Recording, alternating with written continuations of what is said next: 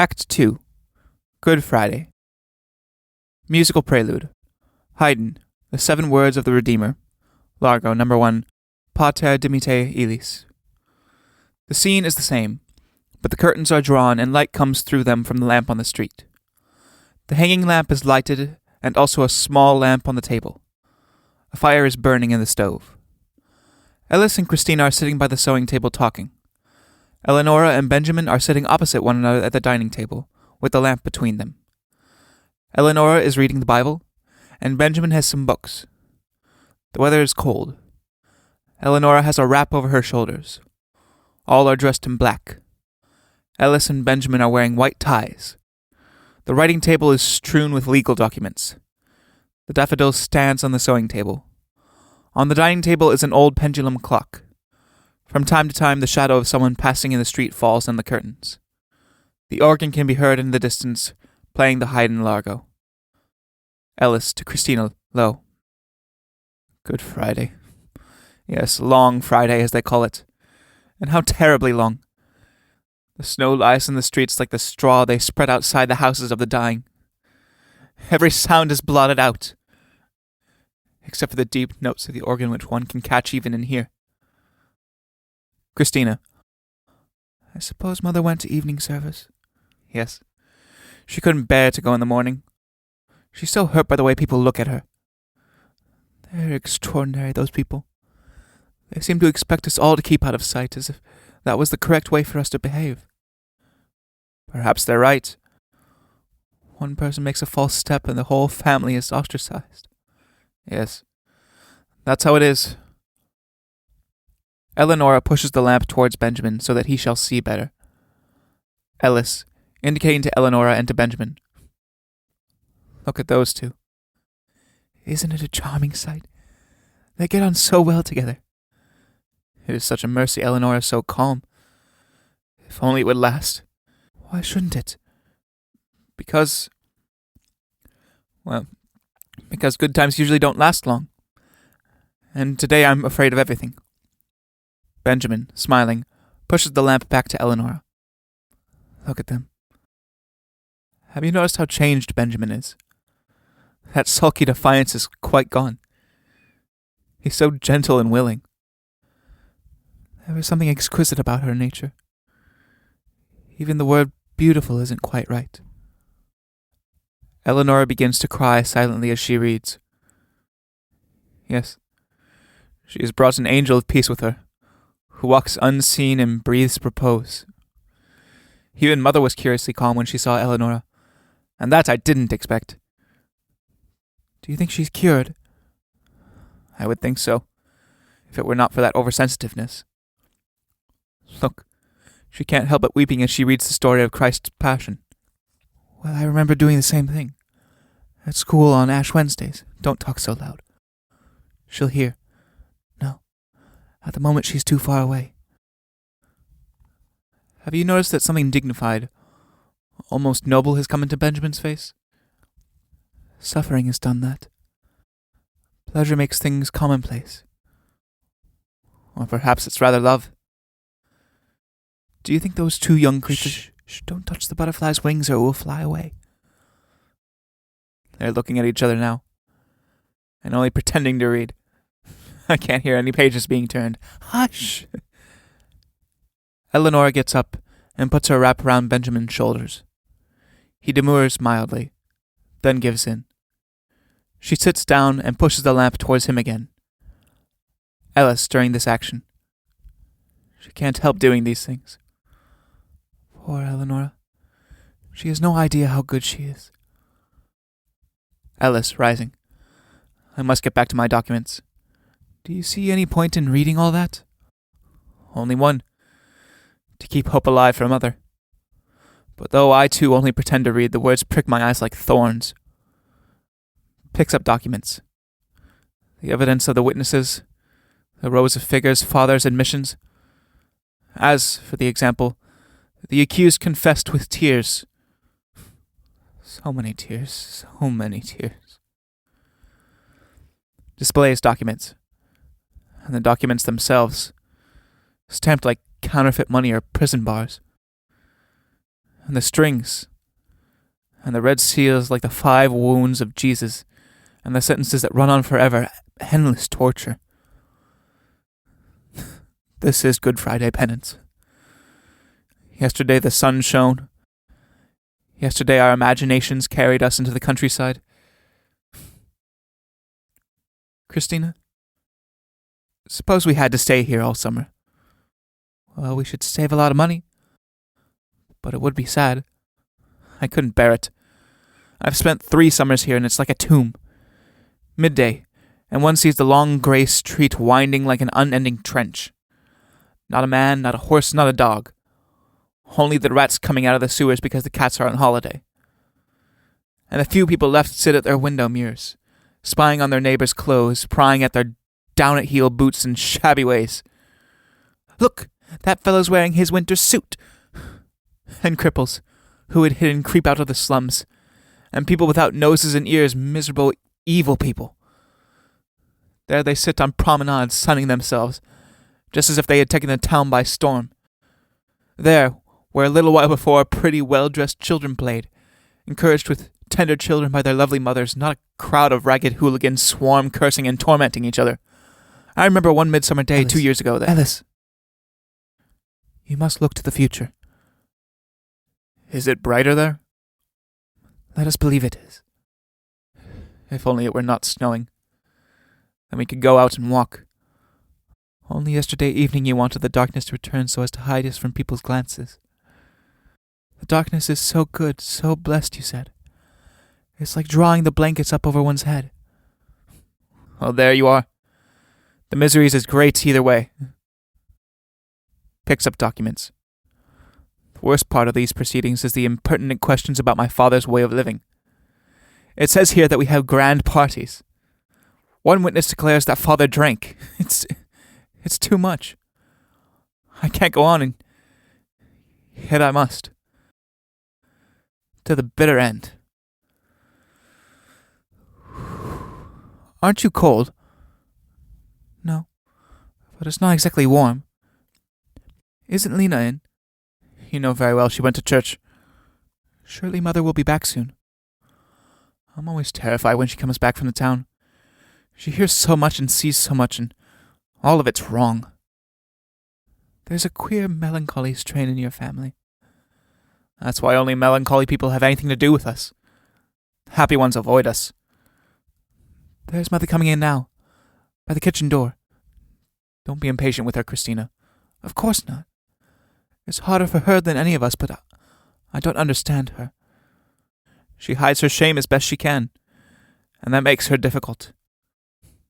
Poor mother. Mrs. Heyst comes in.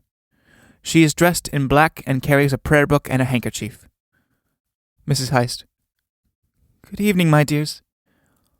All greet her affectionately, except Benjamin, who only bows. You're all in black, as if you were in mourning. Silence. Ellis. Is it still snowing? Mrs. Heyst. Yes, great wet flakes. It's cold in here. Goes over to Eleonora and caresses her. Well, my chick, at your studies, I see. To Benjamin. But you're not studying much, are you? Eleonora holds her mother's hand against her face and kisses it. Mrs. Heyst tries to hide her emotion. Mrs. Heyst. There, my pets. There. Ellis. So you've been to the evening service, mother? Yes. The vicar took it and I don't like him. Did you meet anyone you know? Mrs. Heyst, sitting down by the sewing table. It would have been better if I hadn't. Ellis. I have no doubt to Mrs. Heyst, nodding. Then Kvist. And he came straight up to me. How cruel. How very cruel. And asked me how we were.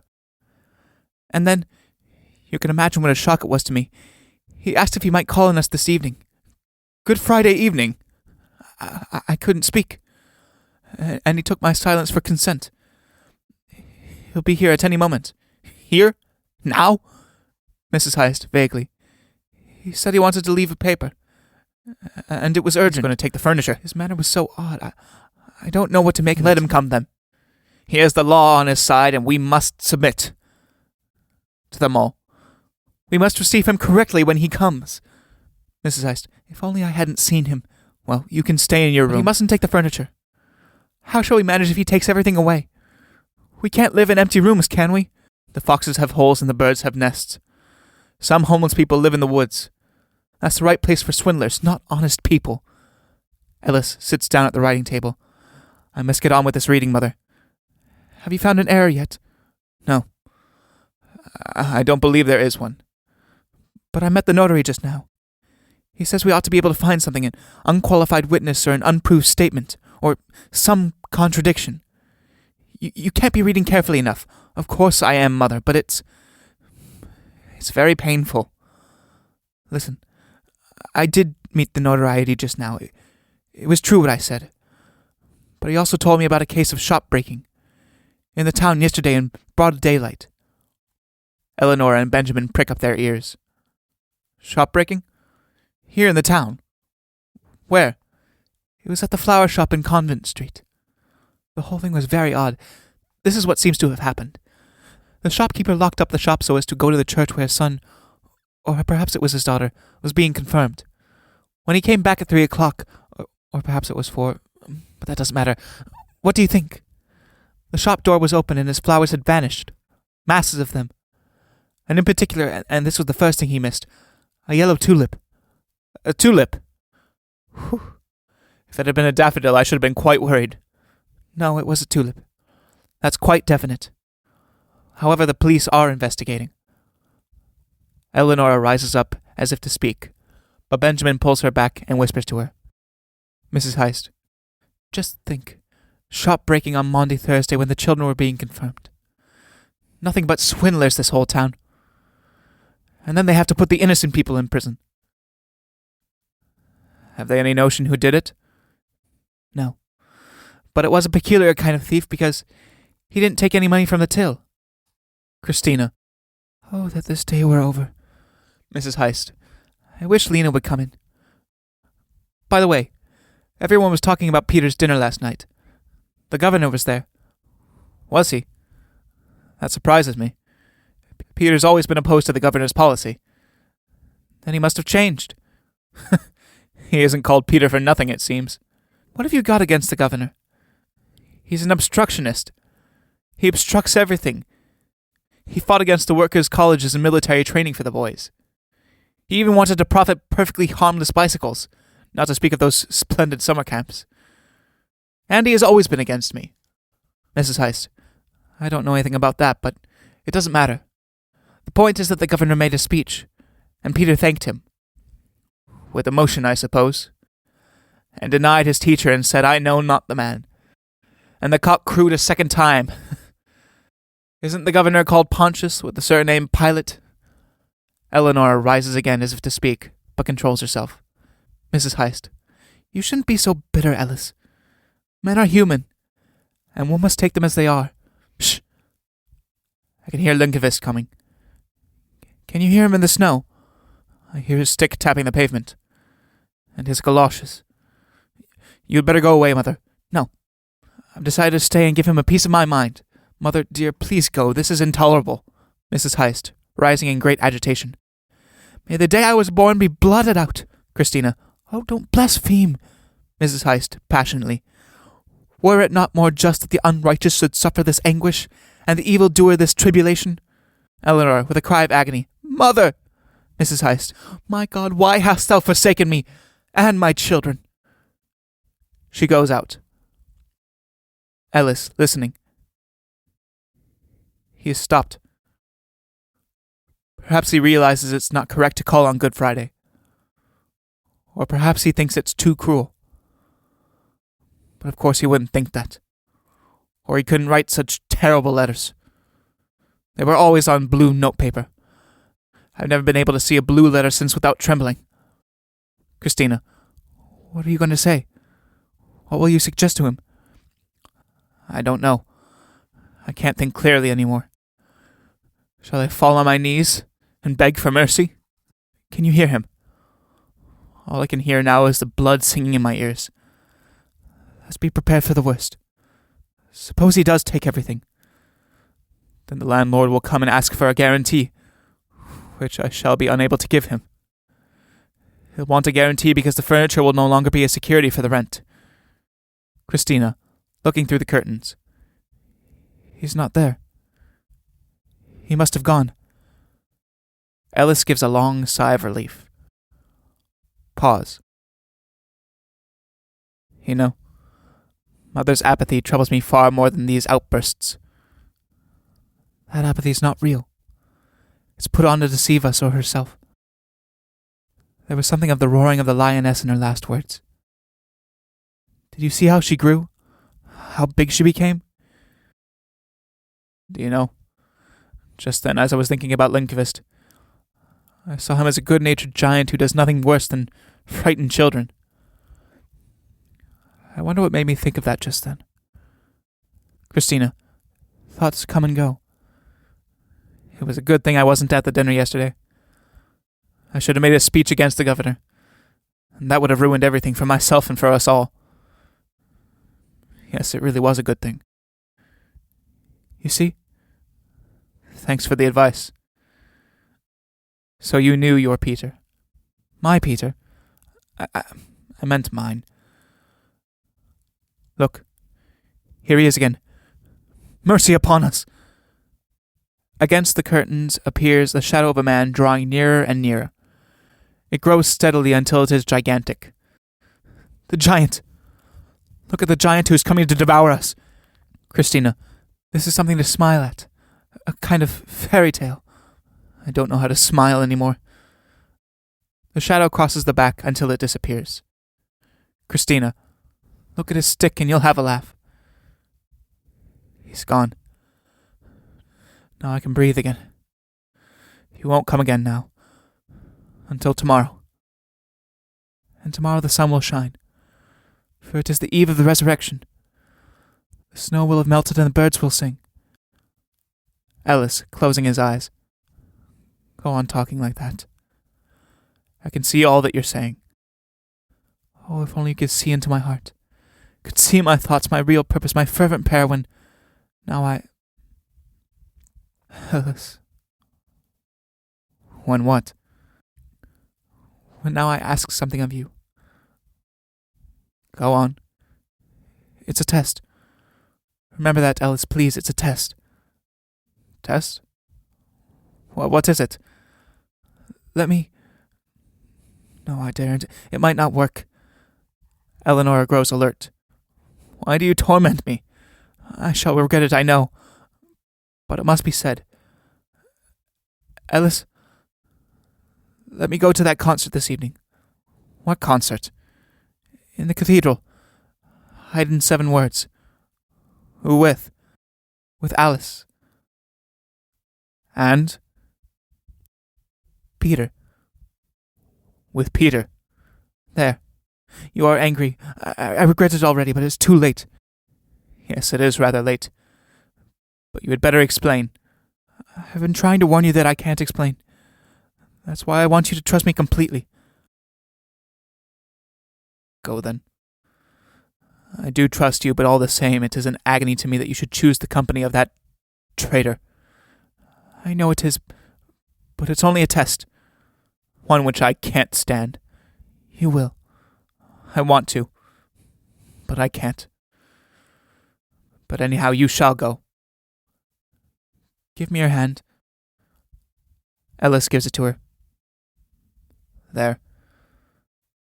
The telephone rings. Ellis at telephone. Hello? My own voice is answering. Who is it? How extraordinary. I hear my own words like an echo. That does sometimes happen. Hello? How uncanny. Rings off.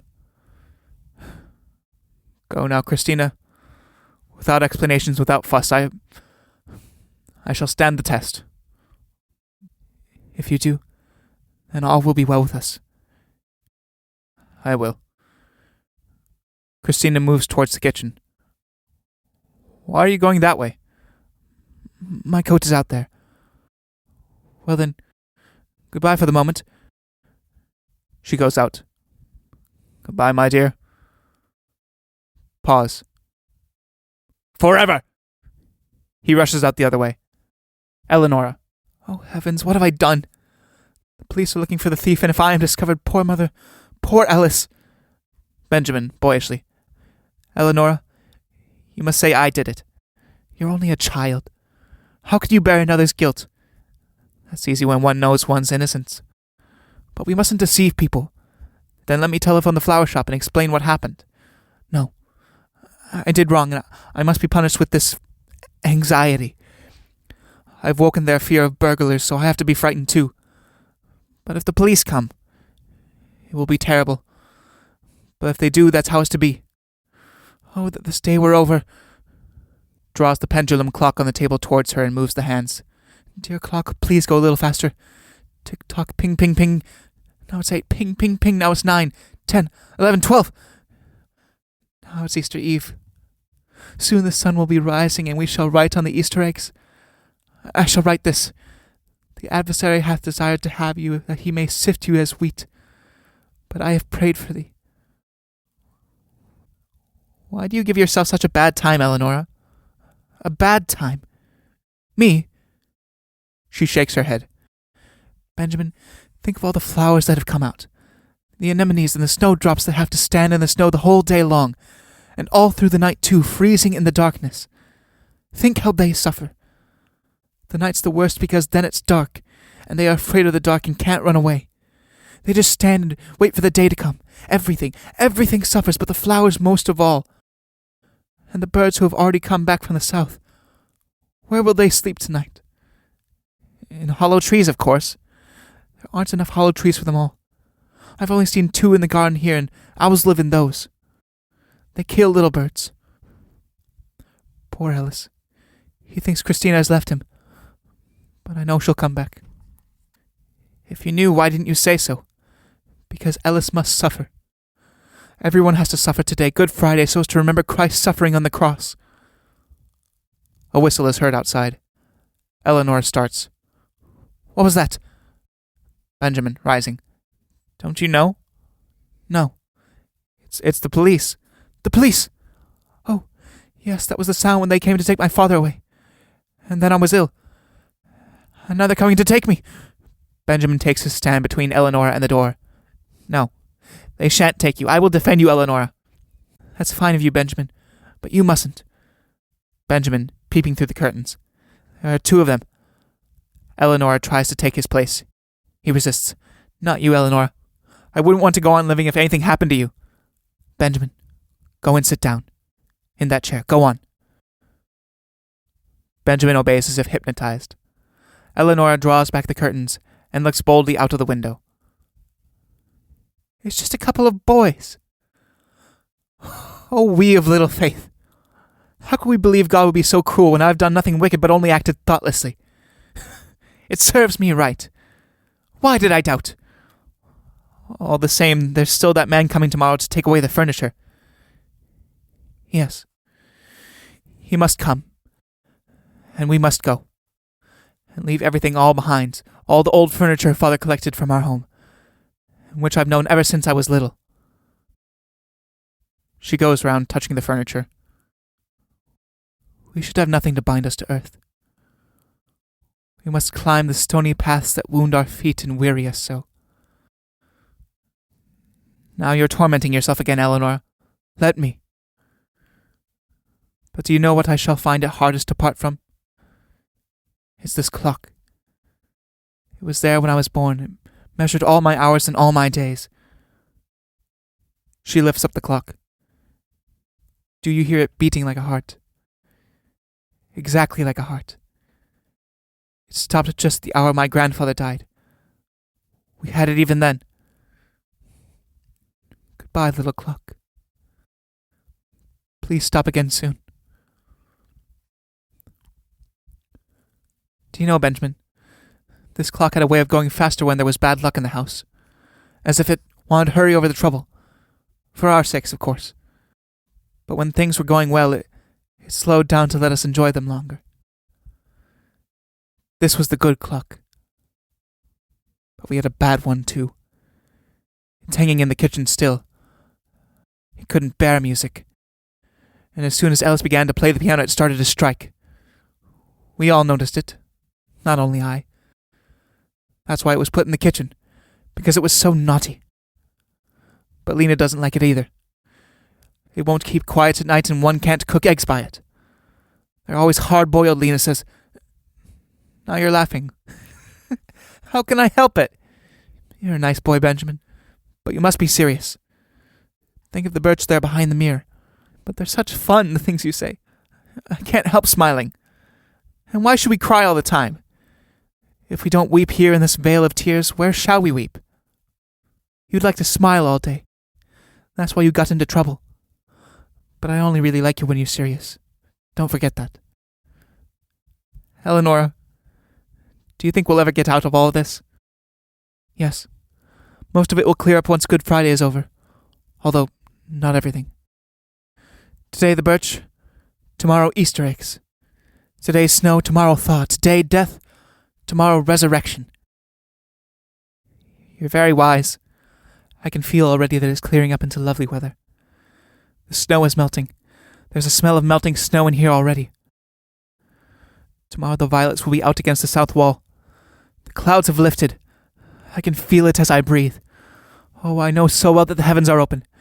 Benjamin, pull back the curtains. I want God to see us. Benjamin obeys. The room is flooded with moonlight. Look at the full moon. The Easter moon. And, you know, the sun is there. Although the moon is giving us the light.